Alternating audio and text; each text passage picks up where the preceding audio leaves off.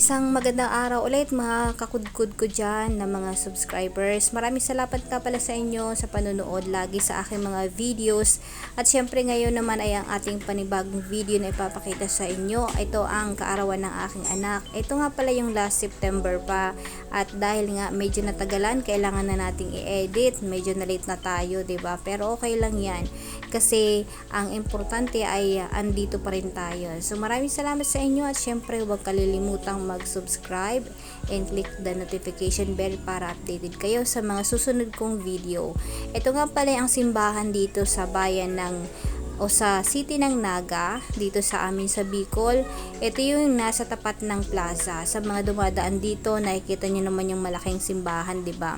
So, ito yung kasi yung maganda ring simbahan dito, talagang dinadaanan ko dahil makikita nyo naman antigo. Isa to sa pinakalumang simbahan, pero marami pa dito sa bayan or sa city ng Naga.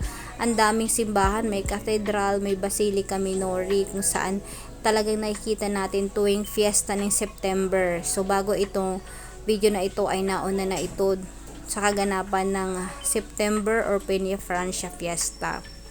So, bali nga pala nagsindi tayo ng kandila.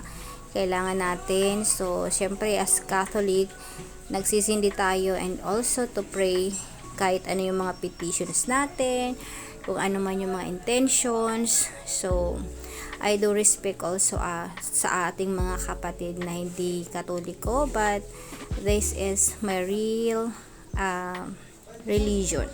O diba? So andito yung aking anak, talaga namang nakapula dahil birthday nga naman, diba? So presko yung hangin, maganda yung panahon. Bumili nga pala kami dito ng bracelet ng rosary. So as Catholic, diba, may rosary tayo, ito yung entrance. At syempre pagdating nagluto ako diyan mga kudkod. Hindi sana ako magluluto pero sabi ko kailangan magluto tayo kasi araw to ng kaarawan talaga niya. So, alam niyo naman, naniniwala tayo. Kailangan natin maghanda kahit papano. Pampahaba ng buhay, alam niyo na, pasta, noodles. So, ito na muna. Kasi ang balak namin, Saturday talaga mga kudkod dahil walang pasok. So, ito na nga, dumating na yung araw ng Sabado. Kaya naman, ito, naghanda rin tayo. Dahil nauna spaghetti sa kanyang kaarawan ng isang araw. Kaya ito ay gagawa o nagluto ako ng pansit. Dinagdagan din natin yan ng chicken macaroni salad at merong gelatin, chicken, ayan, meron pang soft drinks. Syempre, hindi siya ganong karami mga kudkod, pero ang importante ay meron tayong pagsaluhan, 'di ba? At syempre, dumating na kanyang mga kaberks, yung mga kapitbahay namin, nakalaro niya.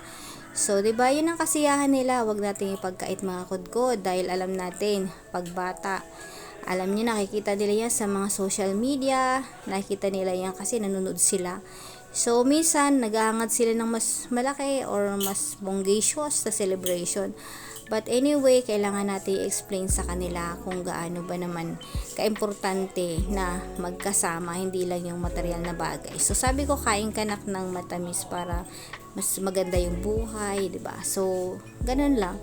Ito nga pala, nagkanta-kantahan sila kasi nag-rent din tayo ng video okay para naman masaya. So, sabi nila, balutin natin yan ang microphone ng tela kasi may ground daw, ewan ko, pero sa akin naman mga kudkod, hindi naman siya nag-ground, ewan ko ba. So paulit-ulit na yung kinakanta nila mga kudkod, bahay kubo, kung ano-ano pa.